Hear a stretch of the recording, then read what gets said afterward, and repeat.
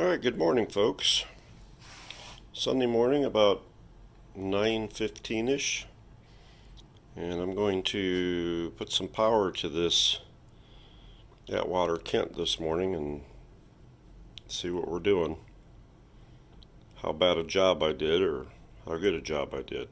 So anyway, let me show you what we got going on here. Excuse the mess on my bench. So there's the radio, there's the new cord I did. There's my homemade volt amp meter. That's the amp meter I'm going to be watching. That's my dim bulb tester up there on the wall. I'm plugged into it with the cord. And that's my variac down there in the bottom shelf. So I will be probably in camera, out camera, and all over the place. But I will be monitoring. I'm not going to be able to put that where you guys can watch it, so you'll have to take my word for it. But I want to get you guys in video here so you can see this. So let me get you in a tripod and see what we can do. Okay, I went ahead and moved the variac up higher so you guys can see the variac. So now we can see the variac, the amp meter, the volts, somewhat the radio, my fat gut. Can't see the dim bulb tester. But I think we're good to go. So I'm going to start flipping on the dim bulb tester, flipping on variac,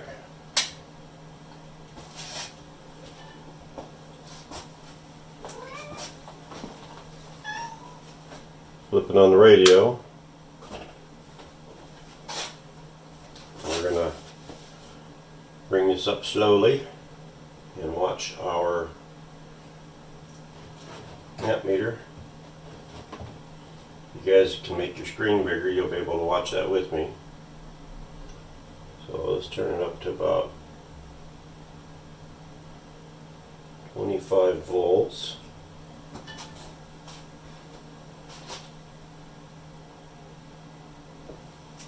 Give it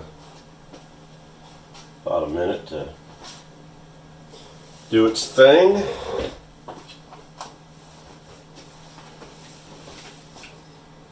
And we'll speed through this so you don't have to sit and watch me wait the time. Okay, let's take it up to 50 volts.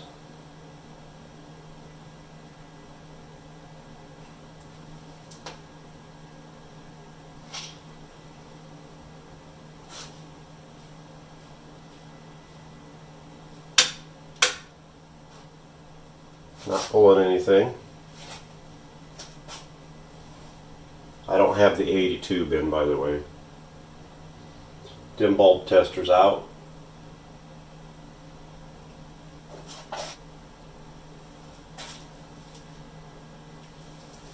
I do have a little bit of a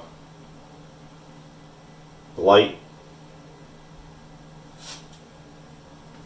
in the radio. We're at 50 volts.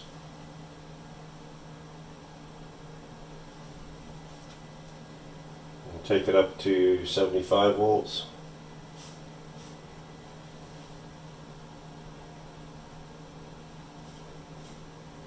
Pulling just barely reading on the meter here. Maybe about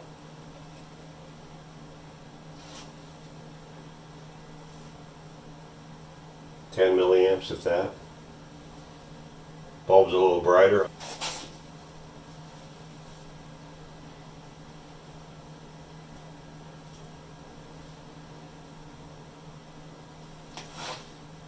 I see bulb heater on, bulb heater on.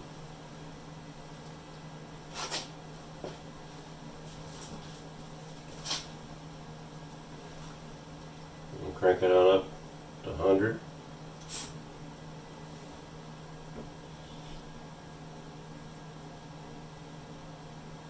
Barely anything still pulling.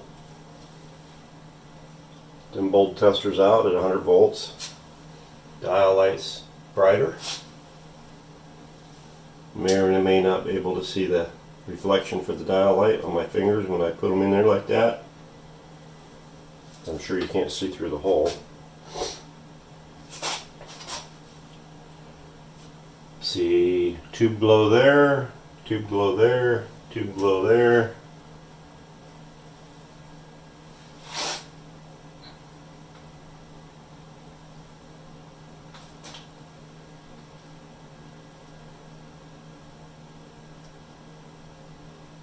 Okay, so no shorts. I think we're good. Next step's going to put the 80 in, but I got to get the speaker down here and plug the speaker in as well. Let's just go ahead and turn this back down.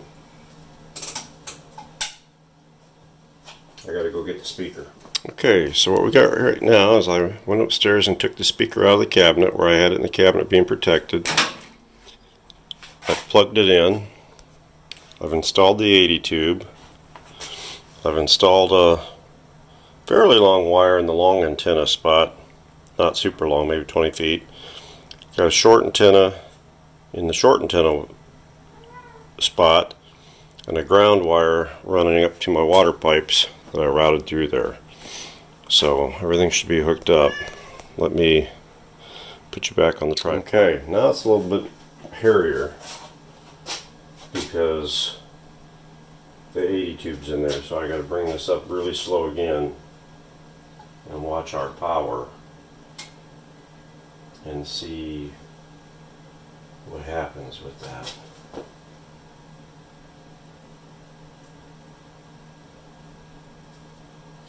Alright, so let's take up 25. About 25 volts.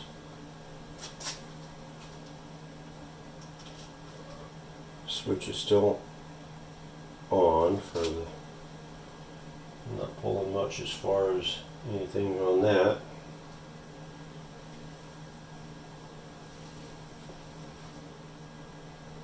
Going up to 50.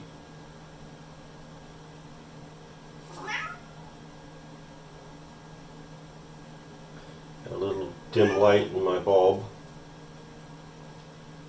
I got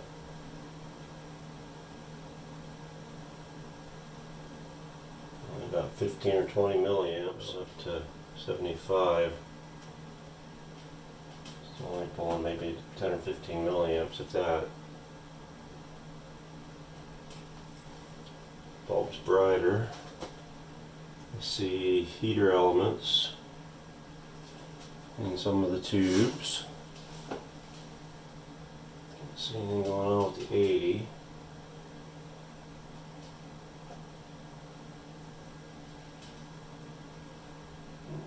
A little bit of milliamps there, not much. Not what I would expect to see though. There's a little bit more. I'm up to 100 volts now. I'm pulling maybe 200 milliamps maybe.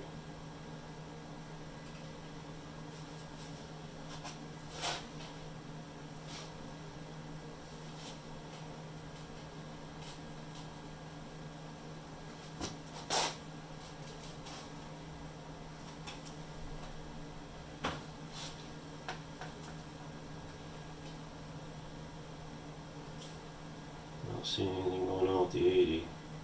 Yeah, it feels neat though. And no serious milliamps going on. I'll take it on up to 120. There's 120. I'm pulling 200-300 milliamps.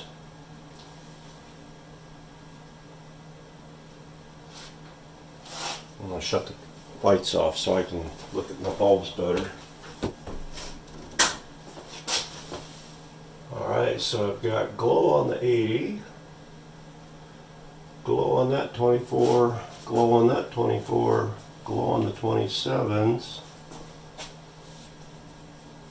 a little glow on the 45 in the back. I don't see much glow on the 40. Wait, there it is. There's glow on that 45 as well, and glow on that 27. So I do have glow. Dim bulb testers on, but nothing serious. Nothing serious at all. So everything is looking pretty good.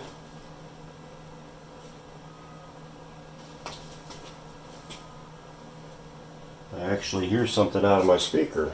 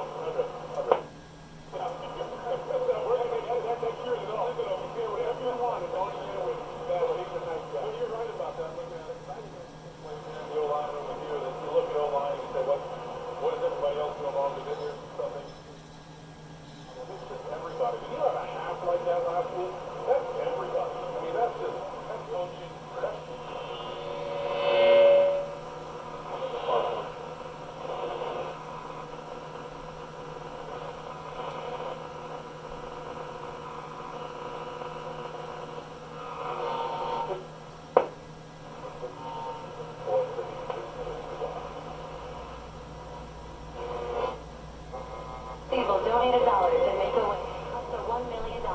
Your letters will help deliver life-changing experiences to kids with critical illnesses all across the country. Join Macy's and help make a child's wish come true. The offense coordinator could have called.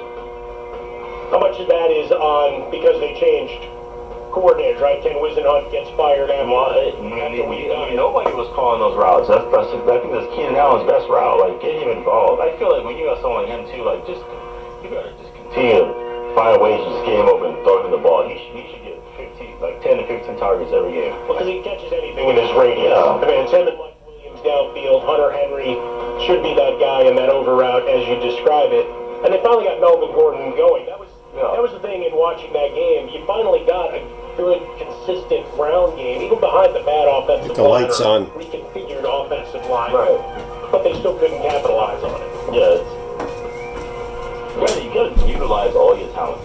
And now things got tougher, right? The Raiders in playoff contention. Patrick Mahomes returns for the Chiefs, and that light that was flickering for the Chargers. I don't know that it's necessarily dead because we've seen second half revivals by them in the past, but going to be a tough proposition either way. He's Will Blackman. I'm Mike Harmon. Thanks for hanging out with us. It's Fox Football Sunday. Coming up next, we'll get to our upset pick of the day. Some things we learned along the way and one to watch. We'll get into that next year. Fox. We've had a lot of surprises. Take the Nationals. Washington Nationals, the world champions. The Warriors. Steph Curry was hurt, a broken wrist. The 49ers. Touchdown, San Francisco. And when the surprises happen, we come. Fox Sports. Oh. Chris Bravo, founder of started Untuck It because we couldn't find shirts that look good untucked. That's why we created the perfect untucked shirts so guys can look sharp and feel casual. Untuck It shirts fall at just the right length. We have 50 fit combinations so tall, short, slim, and bigger guys of all ages can look great in Untuck It shirts.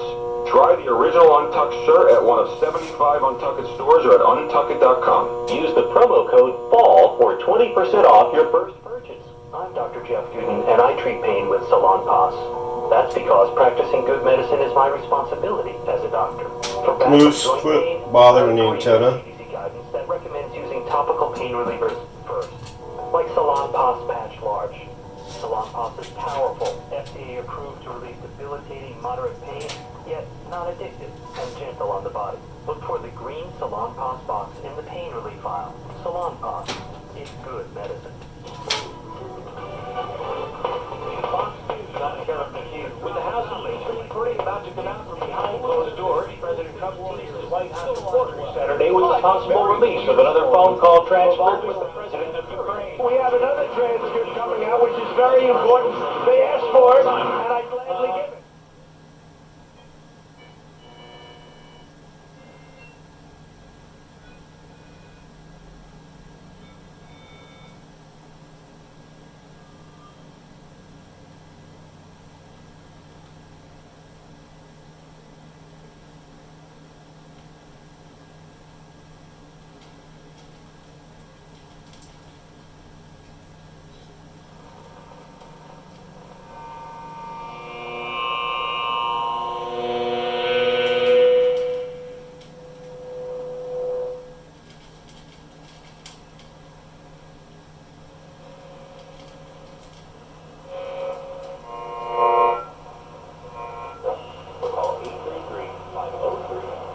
Deer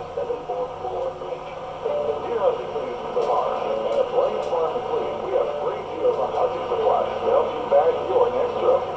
Like $20 Bushnell 4x12x40 whitetail classic TrueFlex hunting scopes, only $89.99.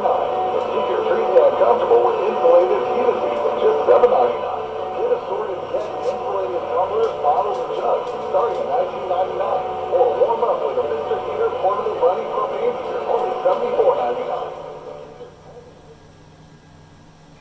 All right. Well, I'm happy that it actually appears to work. Now, it could be better, obviously, and there's a hum going on, a little bit of a hum going on, and when I touch my antennas, we're getting better reception.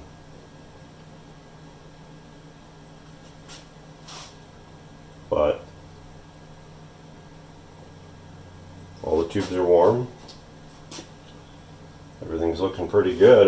Milliamps on my meter, I'm only pulling about 200, maybe 200 milliamps at 120 volts. Some of that hum could be part of the speaker, could be part of the antenna, could be one of the caps. I'll have to do a little testing, but it works. I'm actually very happy that it works after everything I've done to this thing. Alright, I think I'm going to check the voltages on the back and see what we got for voltages, so let me get you set up for that. Alright guys, so I just got through taking my voltages and stuff on the radio, and I apologize that I didn't have it on the tripod when I was doing that. I was so focused. And it requires it to be flipped upside down, and I checked all that. So I've actually got them all recorded right here, what I had gotten. It's running right now. It's actually working. I've just got it turned down.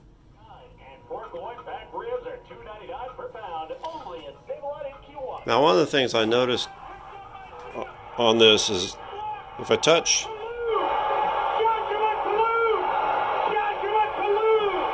my first RF, WGFX 104.5 Titans Radio Network. So a game that seemingly the Chiefs had leading 29-20. They lose.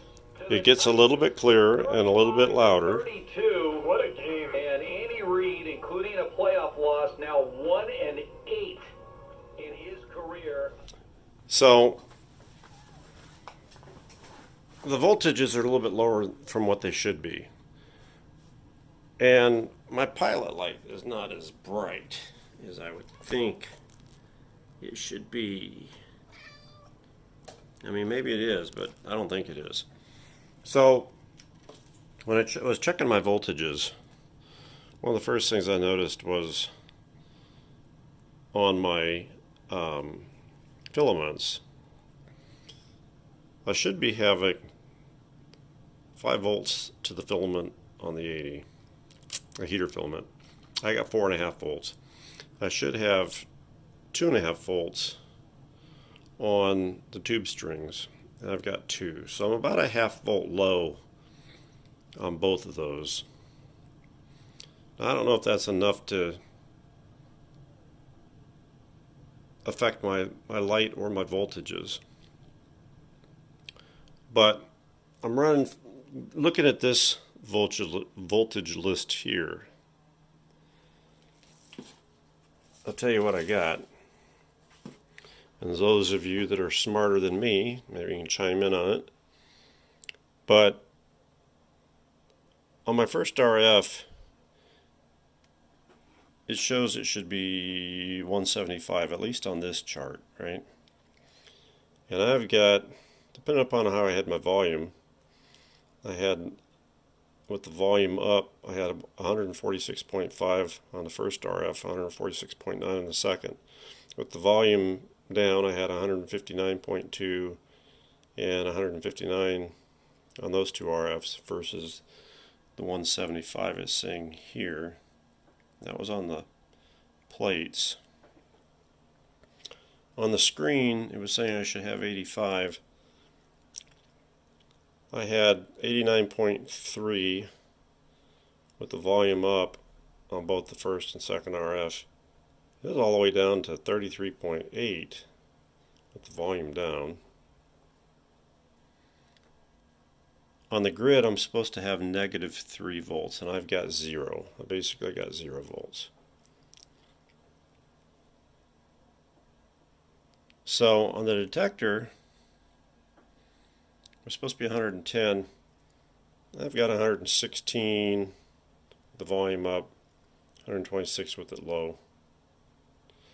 And then on the first AF, supposed to be 70. I'm 65.6 with the volume up, 70.3 with the volume down. And then, let's see, oh, here we go. Where are we at? Right here. For the first AF plate, shows 70. Oh, that's the one I just showed you, I'm sorry. And then the second AF, I'm supposed to have 235. I'm running 205 on both with the volume up, and 209 on one and 207 on the other with the volume down. So the voltages are close, but they're certainly not where they need to be exactly.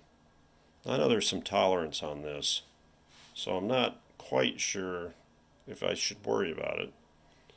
But that's why I'm hoping that some of the folks out here that are much brainier than I am can chime in and tell me what they think. I want to make sure I'm not missing something. I mean, it's playing. It actually plays pretty good.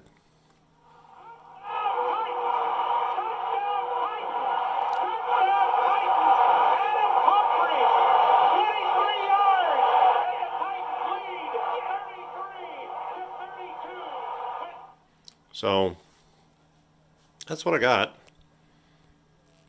And I'm not going to button up the bottom until I figure out for sure what I'm doing with these voltages. So if there's something I can check, something I can change, then we'll do that. I want it right before I haul it all the way upstairs, put the bottom on, haul it upstairs, and stick it inside the keel table. So that's where we're at right now. I just thought I would show you guys that, and I'll probably post this video so that those in the know that are smarter than me can make some recommendations. So that's what we've got right now. Thank you for watching Greg's Vintage Workshop. See you guys later.